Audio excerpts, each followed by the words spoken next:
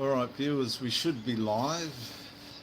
JW Cult Deception Series. I'm Dr. JW Ayoub on the Central Coast, New South Wales, Australia. Episode 25, The Loaded Language System. Now let me just sort my couple little corrections here.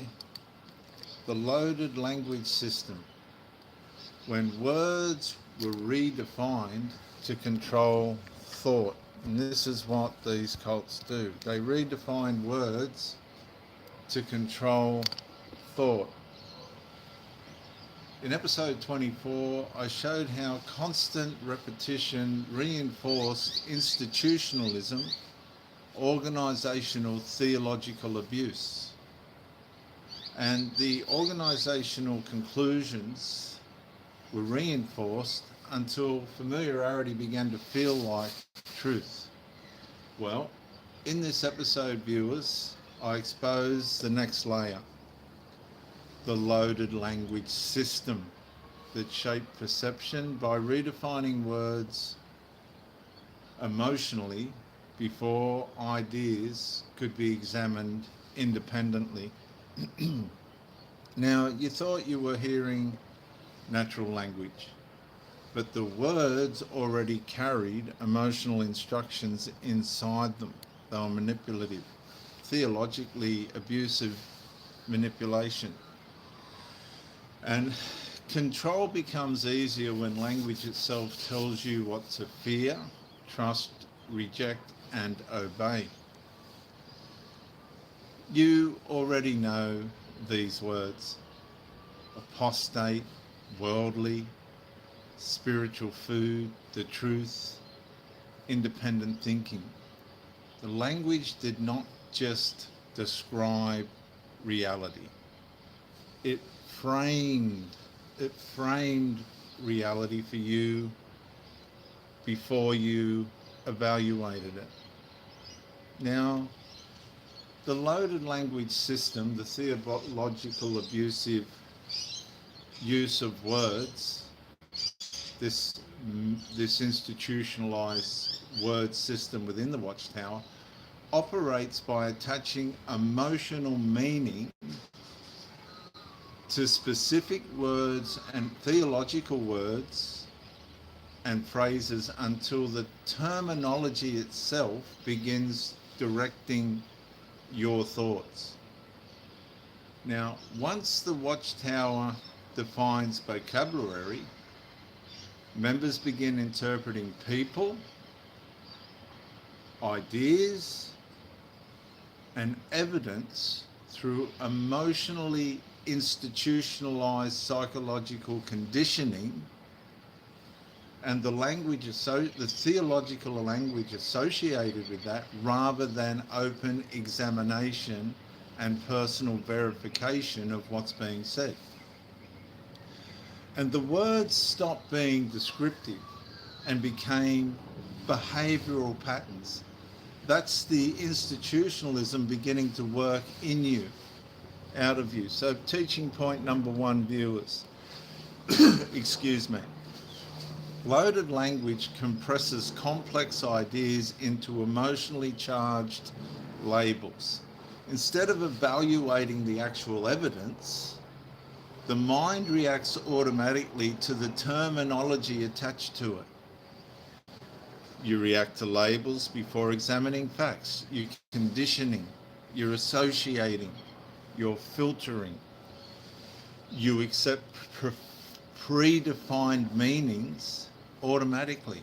You absorb, your framing goes into these words, and you begin to depend. Number three, you avoid concepts linked to negative language. And negative language in the cult can refer to the actual reality of the truth. And so these Jehovah Witnesses fear, withdraw, and go into compliance to the deception. And this leads to emotional reactions replacing independent evaluation. What happens is the emotions become encaged in the doctrines of the institutionalized theological abuse through the Watchtower, and the person can't see outside that. They become cognitive dissident to reality, because now they're encaged in the cult.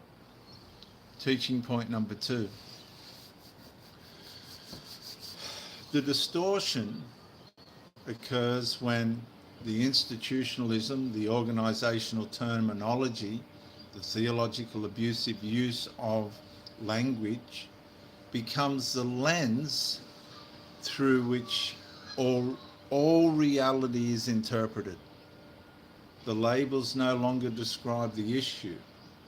They describe the conclusions in advance.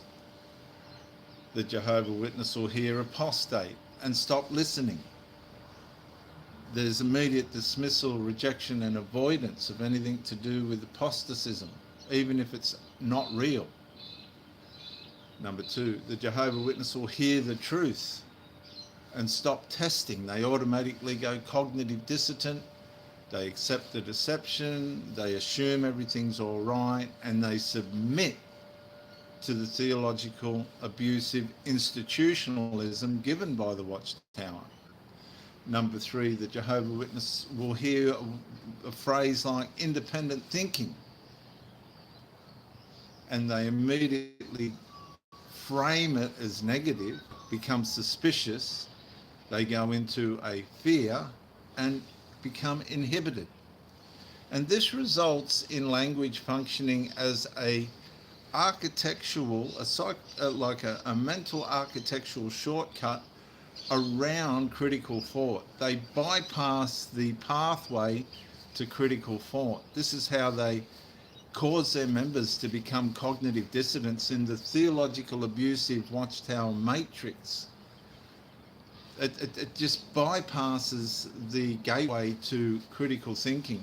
And when a label controls your reaction before evidence is examined, the label is controlling the thought processes themselves. And again, we've got cult, theological abusive, institutionalized people. Now just stop for a minute, because this is a lot. Just stop. Teaching point number 3. Emotionally loaded language conditions physical responses.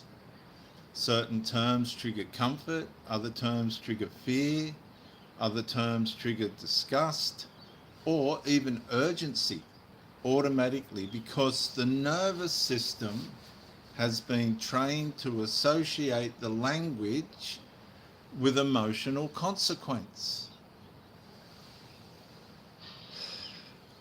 The Jehovah Witness will feel anxiety around forbidden labels, tightness, alarm, avoidance. The nervous system starts to run. The Jehovah Witness will feel reassurance hearing approved phrases. They'll feel comfort, stability, reinforcement. Their whole system is now regulated around theological abusive language.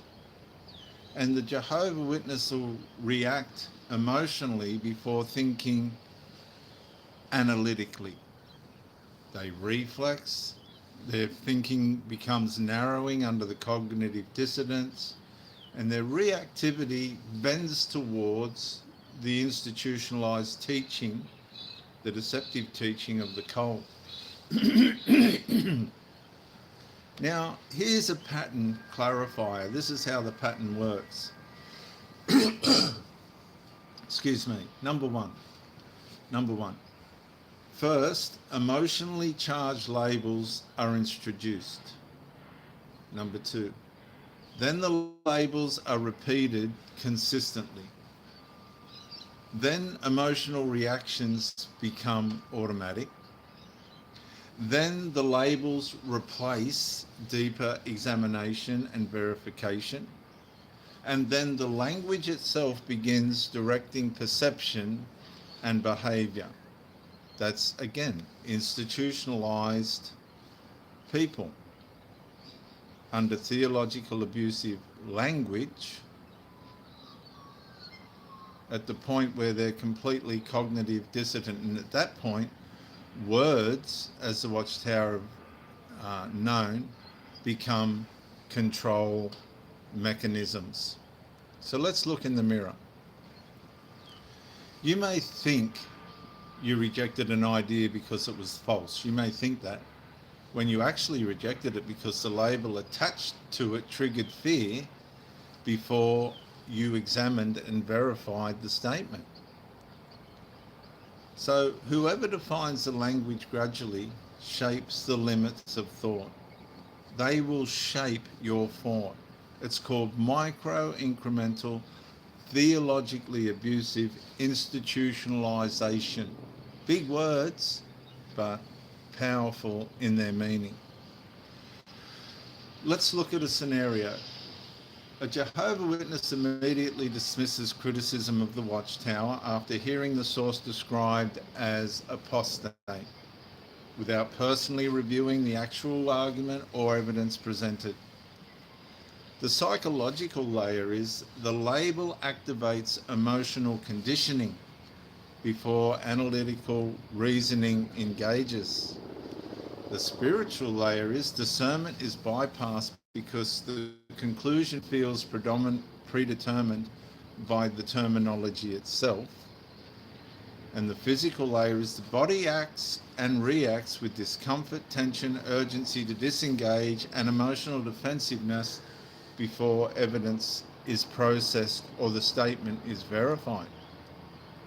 So if we reflect just for a minute, which labels automatically control your reaction before you examine the evidence and verify what's going on behind those words? Well, if we do a resistance check, this might help us to understand what's going on. Number one, do certain words immediately trigger fear or rejection in you? Number two, have labels replaced careful examination? Number three, do you avoid ideas because of how you are named? Number four, have you confused emotional reaction with discernment? Well, there could be some root causes to this, so let's ask some questions. Where emotionally charged words are used in this cult, were emotionally charged words used to control your perception? Did repeated terminology start your emotional reflexes? Has language replaced independent investigation and verification? Are you reacting to labels instead of evidence-proved conclusions? Well, if a claim is false, why must emotionally loaded language be used before the evidence is examined and verified? Let me ask you to take some immediate action. Write down 5 organizational terms, Watchtower terms, that triggered automatic emotional reactions in you. Then define each term, how the organization defined it, how scripture defines it, and how you would define it independently without emotional framing. Viewers, I'm Dr. JW Ayoub, the Central Coast, New South Wales, Australia theologist. Like and subscribe to encourage me, comment to educate me, and share to help somebody else. Here's a proverb before I close. Better is the man who examines the matter beneath the label than the one who fears a word before testing the claim. For wisdom searches deeply, but control depends on institutionalized reflex. Viewers, in closing, if emotionally loaded language, theologically abusive language, continues redirecting your reactions, your thinking will remain externally shaped before evidence is examined. But when labels lose their emotional authority, Independent thought strengthens. Theological abusive fear weakens. And the truth can be approached without conditioning, controlling the outcome, allowing you to examine and verify without cognitive dissonance what you are subject to within these Jehovah Witness meetings and publications. In episode 26, viewers, the obedience loop, when submission was treated as spiritual maturity, I'm going to expose how obedience gradually replaced personal conscience, examination and verification, and direct accountability before God. It just totally replaced it. I'll see you in episode 26, the obedience loop, when submission was treated as spiritual maturity. You take care, and bye for now.